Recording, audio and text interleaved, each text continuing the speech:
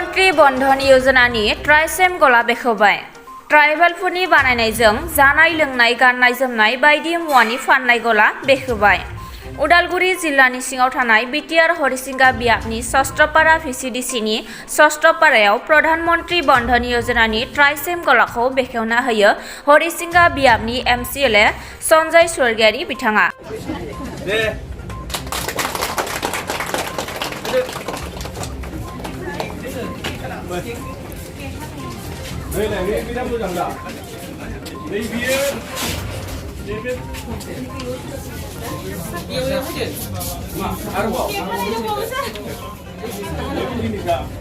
दिनैनिफ्राय ट्राइबेलनि बानायनाय मुवा हस्त्रपारायाव मोननो हासिगोन। बे समाव बेखेवगिरि एमसिएलए सन्जय स्वर्गियारिया खौरांगिरिनो एरै फोरमायो। नानि सिङाव थानाय जि ट्राइसेम बे दिनै बिथांमोना मोनसे सफि गेवबाय। दा बे समाव बियो जोंनि भारत सरकारनि मानगोनां प्रधानमंत्री बिथांनि मोनसे स्किम बियो बन्धन स्किम। आरो बेख्रुइ आसामाव थानाय जेसेबांखि ट्राइबेलफोर आरो बे ट्राइबेलफोरनिनो गाननाय जोमनाय जानाय फिथाइ सामथाइ गासैबो बेफोरखौ लानानै मोनसे ब्रेन्ड बेबायदि बानायनाय जादों। आरो बेनो जाहैबाय ट्राइ आसाम होनना बुंदों। That means the tribal of Assam. दा बेवहाय जोंनि बर'फोरनि फिथाफोर बानायनाय जोङो बर'फ्रा मोजां फिथा बेबायदि बानायनो रोङो। आरो बेबायदि फिथाफोरखौनो दिनै लावदुम फिथानि खोथाखौनो बुं। जोंनि बर'फ्रा आसलथे बा जोंनि ट्राइबेलफ्रा मार्केटिं खालामनो मोनाखै। जों जुदि गुवाहाटी सहराव थांना नायो अबेबा फ्लाइअभारनि सिङाव बै फिथाखौनो आसलथे सोरबा सुबुंफोरासो बिजनेस खालामगासिनो। खिन्थु बे फिथाफोराथ' जोंनिनो आसि फिथा एंख्रं फिथा बायदि रोखोम फिथा। दा बे फिथाफोरखौनो आरो बेजों लोगोसे जोंनि जि माने ड्रेस कालचार जियानो बुङाथों मानो आरो आखाइजों जि बानायनो हानाय हेन्डिक्राफ्ट्सफोर न'आव जिरायनानै जे जोंनि बिमा माहारि बिथांमोना जाहाथे रां रुफा खामायनो हायो। आरो बेखौनो वुमेन एम्पावारमेन्टनि दारै आरो जि स्किम बे स्किमनि दारै मोनसे रां रुफा खामायनायनि जि बेबस्था आरो बेखौनो नोजोर बोनानै दिनै सस्त्रपारा हालामाव ट्राइ आसामनि मोनसे अफिस एबा गला दिनै इन'ग्रेसन खालामनाय जादों। बेजों लोगोसे जों नुदों माने प्रडाक्सन खालामनायाथ' दिहुनबाय खिन्थु मार्केटिं बेलायाव दिनैसिम बिटिआरनिफ्राय माबाफोर स्पेसियेल बेबायदि राहा लागोन नामा जायनि थाखाय वुमेन एम्पावारनि खोथाफोरखौ जों गले गले बुंबाय। दा बेनो जोङो वुमेन एम्पावारमेन्टनि बेलायाव जोंनि बिटिआर सरकारा खोब स्पस्तबादि। आरो बेनिखायनो जोंनि मानिजाथाव चिफ एक्जिकिउटिभ मेम्बार मानगोनां प्रमद बर' बिथाङानो डिक्लेयार होखानाय जे जोंनि महिलाफोरखौ एम्पावारमेन्ट खालामनायनि खारनैनो जे इलेक्सनाव बिथाङा 75,000 बेबायदि एभ्रि सेल्फ हेल्प ग्रुपनो होनायनि बाथ्रा। आरो बेखौनो देग्लायै बे जि डिक्लेरेसन आरो बे डिक्लेरेसना देग्लाय बे मेटेरियलाइज जागोन एक्जिकिउसन जागोन। दिनै मोनफ्रोमबो समस्ति 40 समस्ति हमनानै ला जोंनि माने बिटिसिआव दा मोनफ्रोमबो समस्तिनिफ्राय 60 बेबायदि सेल्फ हेल्प ग्रुपनि लिस्टफोरखौ लानाय जाबाय। दा बिदिब्ला 60 × 40 थारमाने मोनसे समस्तियाव 60टा सेल्फ हेल्प ग्रुप आरो 40टा माने सेगमेन्ट अफ एसेम्बलि बेखौ जुदि नायो अब्ला 2400 सेल्फ हेल्प ग्रुपआ दिनै बिथांमोना 25,000 रां मोननो थांगासिनो दं। आरो जाय बिथांमोनानोखि थालांदों आरो बिथांमोनाबो उनाव आरो बेबायदिनो 25,000। दा बेखौ जोङो बोसोरथामनि गेजेराव फोजोबनो नागिरदों जोंनि मानगोनां प्रमद बर' बिथाङा जेरैबायदि खोथा होदों। आरो बेबायदिनो मोनफ्रोमबो बेबस्था आरो अबस्थायाव मोनफ्रोमबो फिल्डआवनो दिनै जोंनि प्रमद बर' बिथाङा जौगानायनि लामाथिं दिनै खामानि मावगासिनो दं। बेखौ जों नुनो मोनदों। सेल्फ हेल्पनि माखासे आइजोफोरनिसिम मा होनना खावलायगोन बे दा सेल्फ हेल्प ग्रुपनि जि मा होनना बुङो खामानि दामानि बेलायाव दिनै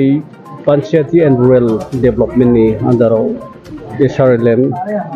अनेक बेबायदि थारमाने स्किम्सफोरा फैयो। दा बिनिनो क्लास्टार फेडारेसन बेबायदिनो दं बिथांमोना आरो बिथांमोनाबो जथेस्थ' खामानि दामानि बेबायदि मावगासिनो जायनि जाहोनाव दिनै जौगानाय फैदों। आरो बेनिखायनो सेल्फ हेल्प ग्रुप बिथांमोननो जों जे रां होगोन आरो बे रांखौ सঠিक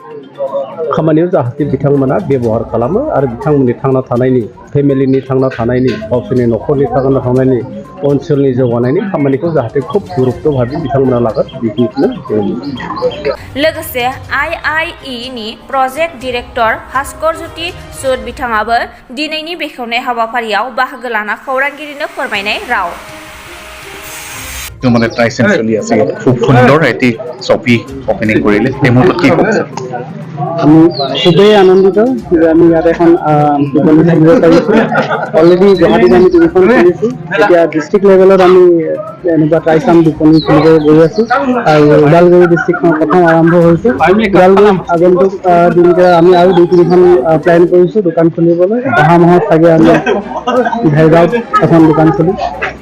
নামেৰি নেশ্যনেল পাৰ্কৰ ওচৰত আমাৰ কাম চলি আছে আৰু কোকৰাঝাৰতো আমি কথা বতৰা পাতি আছোঁ তেনেকৈ বেলেগ বেলেগ ডিষ্ট্ৰিক্টত আমি খুব সোনকালে বিপণী খুলিম মেইন উদ্দেশ্য হৈছে এইটোৱে যে আমাৰ যিমান